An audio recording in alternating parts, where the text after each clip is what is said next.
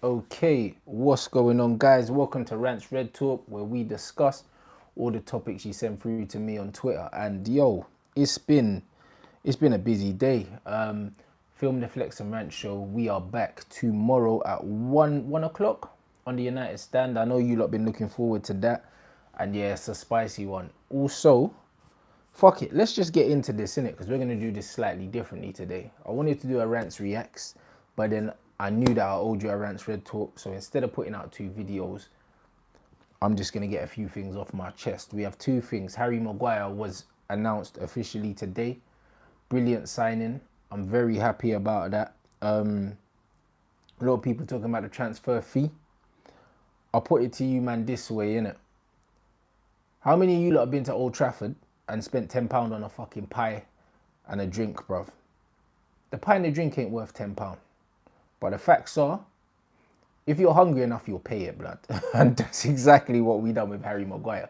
Certain man could say that he's not worth £80 million, but we're Manchester United. We've got the money, bro. Like, the same way that £10 didn't sting you. If you could afford the £10 for the pie and the drink, then you pay the £10, fam. As much as maybe you might have paid over the odds, it is what it is. You were hungry, and now you're not hungry because you ate, innit? And that's what it is. With Manchester United, 80 million to Manchester United, the richest club in the world, ain't shit. Manchester City, Pep came out and said we couldn't afford Harry Maguire. They offered Otamendi and Mangala plus money, and Leicester told them to go fuck themselves, and rightly so, because those are two shit centre backs. Harry Maguire is worth that in the eyes of Manchester United and worth that in the eyes of Leicester, because Leicester have looked at it like, yo, what would it take us to replace him? Quite a bit. Manchester United have just signed England's best centre half. Like, don't downplay the size of this signing. The way you've got to look at it is, like, the same Arsenal man that are bantering me, you paid 72 million for a man that is sitting on the bench because he can't displace Wilfred Zaha in his national team. We have signed England's #1 centre half. So when you put it into perspective, who paid over the odds? If we both paid over the odds, then you paid over the odds by about 30 million at least. Because when I wanted Pepe, I was seeing 45 million euros getting thrown around. If anyone said to me, 72 million pounds, you can have Nicolas Pepe, I would have told them to go fuck themselves. So it's one of them things where I think Maguire is worth whatever we're willing to pay for, man. Do you know what I mean? Freddo's used to be 10p, they ain't 10p no more. But you'll still pay the money if you want your chocolate, innit? So I'm not really trying to hear about how much he cost. I'm trying to see how much he changes us. Statistically, he's the best passer of the ball from the back now. Second to Chris Smalling only in the air. And this is why I like Chris Smalling. He defends, he's a defender first. That's why if I was getting rid of defenders, Jones and Rojo can go first, blood. Because what Chris Smalling lacks in footballing ability on the ground, he makes up for with his physicality and his presence. And you do want that from a centre-half, man. Like Lindelof and Twanzebe are both very good on the floor, on the ball. But in the air, they're not at their strongest. So I feel like Chris Smalling has certain characteristics that I just like, innit? Like, centre-halves wouldn't want to play against him. If you have to choose between playing against Smalling or Jones, you'd rather play against fucking Phil Jones. Because he'll give you a chance, bruv. So yeah, I think Maguire's a great signing. Next up, we got Lukaku. Everyone going, well, not everyone going crazy. Not as crazy as they should have. Lukaku's popped up today in Anderlecht training gear. I just want to know where the same energy is that everyone's got for Pogba. Because on one hand, you have someone that's won a was in Premier League, not even Premier League. Yeah, he was in Premier League team of the season. He was in the Europa League team of the year we won it. He's won a World Cup. He's done all these things. He was statistically our best player last season. Didn't win Player of the Year when he should have. And then on top of that, yeah, man are talking about Pogba out. This fucking Lukaku donut, yeah, has come off a shit season. He hasn't played a single pre-season game. He's coming out talking about Conte's the best manager in the world and he can't wait to play for him and all this bullshit. Now man's up in Anderlecht here, training, saying, oh, Manchester United had a day off and that. We'll go train at Carrington, bruv. Like, at the end of the day, you're a Manchester United player. You're contracted to Manchester United. It's pre-season. You should still be training with your club. You're not fit enough to play no pre-season games, but you're fit enough to train with Anderlecht. You're taking a piss, fam. That's just what it is. So when people talk about disrespect, yeah, there's no bigger disrespect there. Man's being photoed in another team's fucking training kit when he's still contracted to play for Manchester United. Whether or not Manchester United gave him the blessing or not to do it is irrelevant. You're a Manchester United player. On your day off, you can still go Carrington, bruv. I'm sure they would have opened it up for you if you wanted to practice your first touch, bruv. I'm sure they would have opened it up for you and gave you 100 balls, blood. Do you see what I'm saying? So there's no fucking excuse for training with another team and being pictured in another kit while you're still under contract with Manchester United when you're doing them kind of foolishness there. There's no fucking... Like, there's nothing in it. Like, what? Pogba come out and said he wanted a new challenge. This geezer's playing in a midfield that's not even top 10. Leicester and Wolves have a better midfield than us. You could argue that fucking Watford have a better midfield than us on paper. And that's not even talking about the man on top of us. And probably Everton as well. And you've got one of the best players in the world, because that's what Paul Pogba is, playing in a bleeding midfield like that. And you wonder why possibly he's not happy. He's got every fucking justification to not be happy. Every justification. A man want to demonize him, yeah? But he's played all but one games in this game in the pre-season, bro. All but one. And he's been man of the match in a few of them. So the energy man I've got for Pogba, they don't have for Lukaku, bruv. And it's sickening, bruv. The agenda needs to stop. Hopefully Rom gets the fuck out of the club and United get a deal that suits us. I believe that will happen pretty soon, probably in the next 24 hours. And good fucking riddance to the trampoline, bruv. Anyway, let's get into your questions now, guys. We're going to start with... KOB, it says Cobb Ross Akins. Considering Ed has signed Wan-Bissaka for 45 because Ollie wanted him. Maguire for world record fee because Ollie wanted him. If he haven't even made a bid for Fernandez, could that be because Ollie doesn't actually want him? Fans going mad at the board but not considering the manager's desires. It's a very strange one, bro, because I have to be honest, yeah, like a lot of the stuff about Bruno Fernandez has come from the Portuguese media and the media in general. But yeah, like, of course, we don't know what Ollie wants. We don't know what Ollie said. But someone come out and say Bruno's not on the list. I don't believe that. I believe that there's no smoke without fire. Like, I don't think this is a Gaetan thing. You get me? I don't think this is a Gaetan situation, bro. Like, there was talk of, like, Nani talking to Bruno Fernandez and all these other things. I don't think this is a Gaetan situation. I believe that Manchester United do want Bruno. I believe that Ed's playing chess because he knows that Sporting Lisbon are cash strapped and he's trying to get the best possible deal. And maybe he knows that the player wants to come, which is why he's not really applying pressure. I really do think that. But what Ed Woodward needs to be commended on is the fact that Ollie got his 2 first choice defenders. Wan-Bissaka was his first choice right back. That was done quickly. Maguire was his first choice centre back and he got that too. So for 130 mil, yeah, was that, yeah, 45, 80, yeah, so 125 million. He secured his 2 first choice defenders, and you have to commend Ed for that because Maureen and LVG both complained about not getting their first choices. Ollie has got his first choices, so he's been backed. To the tune of 135 M's. Once Lukaku sold for about 70, that halves the net spend. So, man, I still got money to spend, and I expect us to spend it, to be completely honest. But I'm happy with that. As I tweeted earlier, this is the first time post-Ferguson that we've been able to field a back 4, not including any Ferguson signings, bruv. Do you know what I'm saying? Like, because last season, man, we're playing Jones, Young, Valencia, and Smalling. A good, God knows how many years on from Sir Alex Ferguson, we're still calling them names. So I think that Ollie deserves a lot of credit for that. He's come in, he's identified weaknesses that we've been screaming about forever, and he's tackled them in one window. So I do think that the Maguire, the Fernandez thing, bro, I would hold your horses right now, for now. A lot of stuff's coming out in the media. You got to realize that Ed plays with the media, manipulates. A lot of things are going to be a smoke screen. Ed loves a little grand finale little thing, bruv. Do you know what I mean? So don't be surprised if Ed's briefing saying we're not doing no more work and then he pulls out a gas thing, bruv. Because Glazer out was trending only a few weeks ago and them man know that they're under pressure. So nothing more than Ed just wants a grand finale. Let me know what you guys think in the comment section below. All right, the Green Devil. If our window is done and we sell Lukaku, and our net spend will be 70 million like last season, isn't that a bit of a disgrace from a club our size? With an extra revenue from the United YouTube channel and the app, we should be rolling in money. Bro, we are rolling in money. And it is an absolute disgrace. 70 million net spend, yeah, is... Bruv, put it this way. Teams like Aston Villa are outspending man at the moment.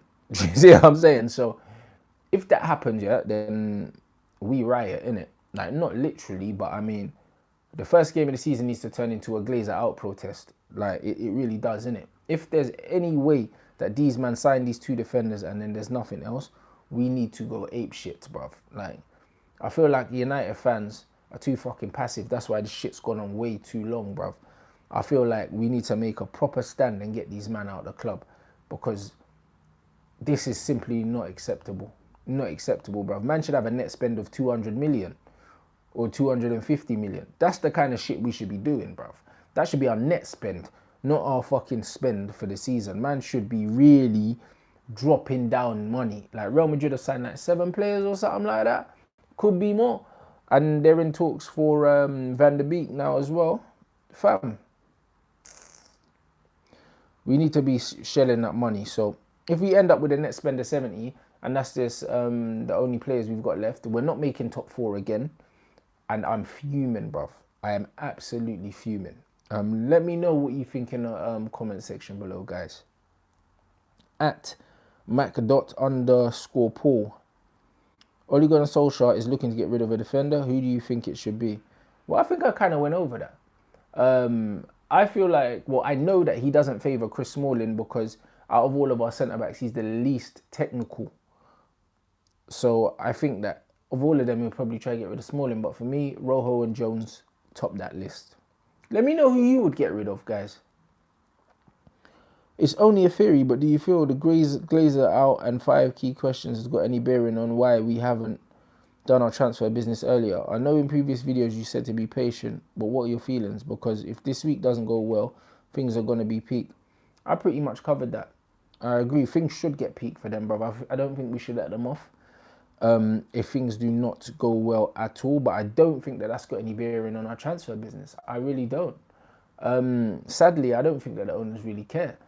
The only time they'll care is when their pockets start to get hit. I mean, shit starts to go south. So whatever we need to do to get their attention properly, innit? So if it means protest, then it means protests, bro. If it means boycotts, then it means boycotts. But either way, this shit cannot fucking continue. At United in my brain. What do you think about Oli selling Lukaku and not replacing him and giving Mason a chance? I'm completely cool with that because Lukaku's dog shit, bruv. Like, Mason's better than him now. Do you know what I mean? It's that simple. Like, Lukaku is a flat track bully, bruv. Like, he'll batter all the little small teams, bruv. He'll put 3 against your Crystal Palaces and all that. And then in the big games when you need him, he's nowhere to be fucking seen. And that's been the story of his whole career. You know what I mean? Before he came to United, everyone used to say, yeah, he always bagged against the small teams. Obviously, as a United fan, you have to back him when he comes in, but he's proven that he's as shit as I thought he was, to be honest. Like, he's a one-trick pony, bro. Do you know what I mean? He's quick. He's powerful when he wants to be. Shit first touch. And he's a mediocre finisher, bro. He's hit and miss. He's a percentage player, innit? Like, from 8 yards out, yeah, with size fucking 15 feet, you ain't really supposed to miss, are you, innit? But the chances that he should score, like, when you put him through on goal and he's got too much time to think, he's not clinical, bro. Lukaku's rubbish. It's that simple. So, not only is he rubbish, but he's got an inflated ego and he thinks he's a lot bigger and better than he is. So, like, he fucks off, mate. I'd be happy to see Mason Greenwood be given a chance ahead of him. If it means we get rid of him, we don't sign another striker, I'm not really panicking. I'm one of the few people that actually believe that we don't really need one.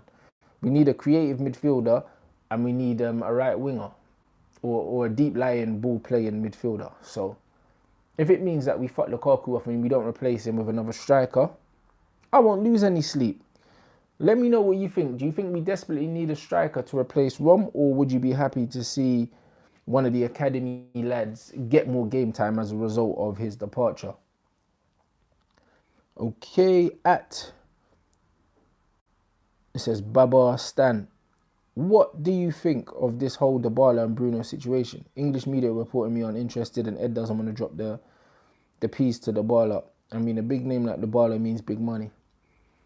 I don't think the Dybala issue is the money. What I'm hearing is they're saying that Oli doesn't want to spend the money on Dybala simply because he doesn't feel like Dybala wants to be at the club. I don't think that Dybala doesn't want to come to Manchester United. I think that his feelings are hurt at the way he's been disrespected by Juventus, and his pride is telling him, yo, I got a contract here. You man can't force me out. And you have to think he's a young guy. He's got a family. He's got commitments. And he's come back from holiday and the man is saying, yo, like, you have to go to another country to work. Like, come on. If this was any of us, we'd be like, what the fuck are you talking about? I'm not going nowhere. I got a contract. So a part of him will say, you know what, I'd rather chill on the bench. But if you're a footballer that loves playing football, eventually this bench life is going to get frustrating. So in all honesty, I don't think that we're not interested in him. I do not think that at all. I think that United would want assurances that he's 100% committed to the cause and wants to come. Then they'll pay the piece because they want to get rid of Lukaku, man. And it wouldn't be the first time that Manchester United briefed the press saying that they weren't interested in order to either get the fee down or to get a decision of some sort sped up. It was only the other day where they were talking about we've switched our sights to MTE because we don't want fucking Harry Maguire no more because Leicester want too much money. And what happens? Instead of Leicester supposedly wanting 90 M's, we get him for 80. So I don't think there was any chance of us getting MTE. I don't think we were ever interested in him. But you know what it is? It's a chess game when it comes to the transfer market. When people know you've got money, they will do whatever the fuck they can do to get a piece of that. Now that Harry Maguire has been sold for 80 million, Brendan Rodgers went in for Ake, and then man said, yeah, we want 75 for fucking Ake, bruv.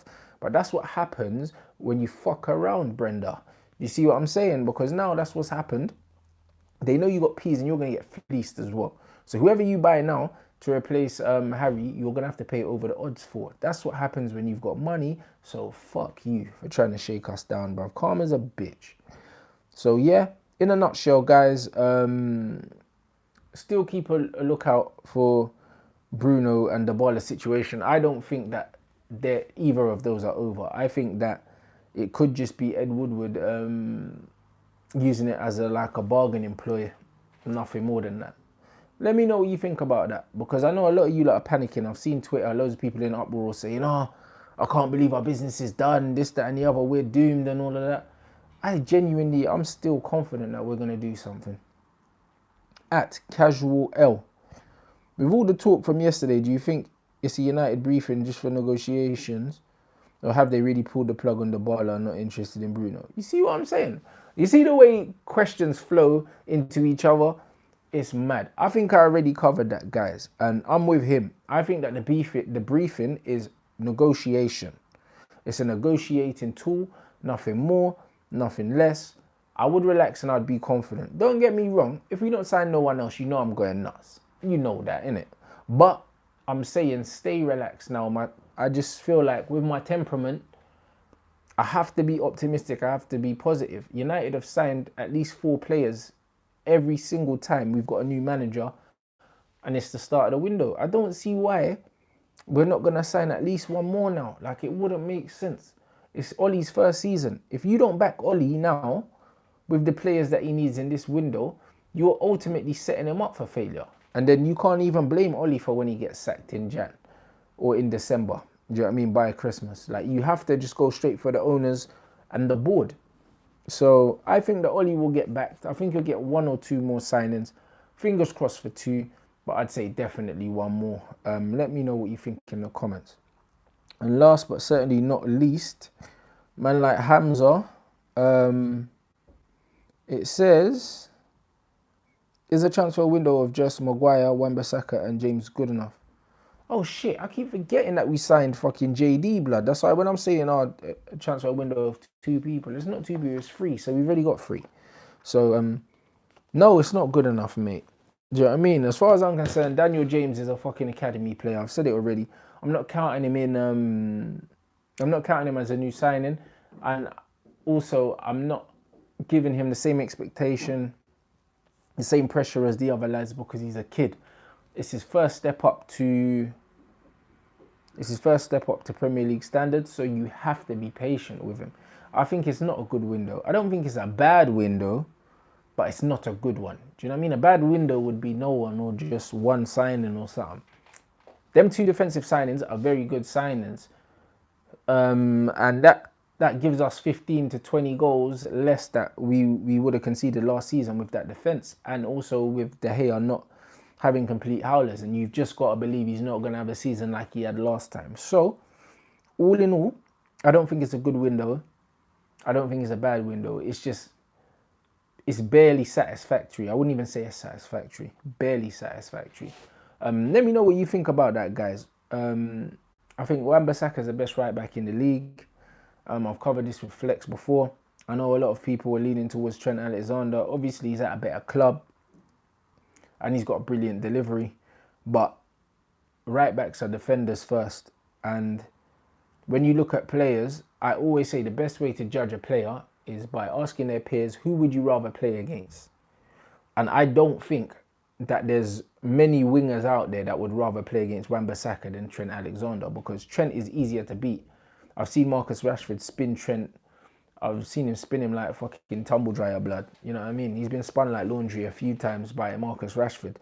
Marcus Rashford ain't getting past Wan-Bissaka like that, bruv. The whole push and run thing is not going to work because Wan-Bissaka's long legs will just swallow that up.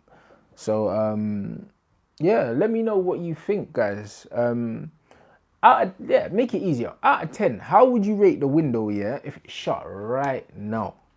Right now, and we didn't get anyone else. Okay, and that was your Rants Red Talk. Obviously, big up yourselves, man. Smash that like button if you haven't already. I'm assuming you have. Also, make sure you jump on the socials at Rants and Bants on Twitter and Instagram for all your trolling needs. I stay out here trolling on Twitter and having fun, man. And yeah, like, I appreciate the support. I'm on BBC Radio 5 Live tonight, sport, I think from 9 o'clock. So if you're about near the radio, make sure you tune into that. Football season's back, so me and Flex resume our usual media commitment. So you can be sure that you're going to be hearing a lot more from us, seeing a lot more from us.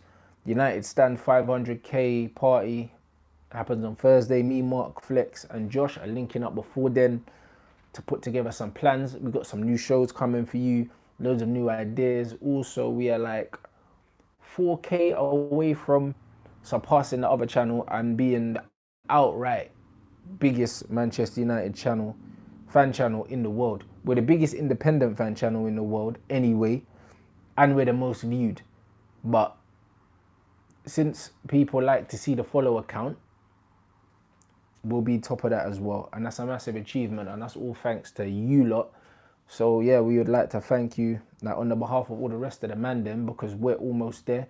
And by the start of the season, by maybe by end of play on Sunday after the Chelsea game, we might even be past them, which is a massive achievement knowing where we've come from. So thank you guys for your support. And when will I'll see you Flex and Rant show tomorrow, 1:30 on the United Stand.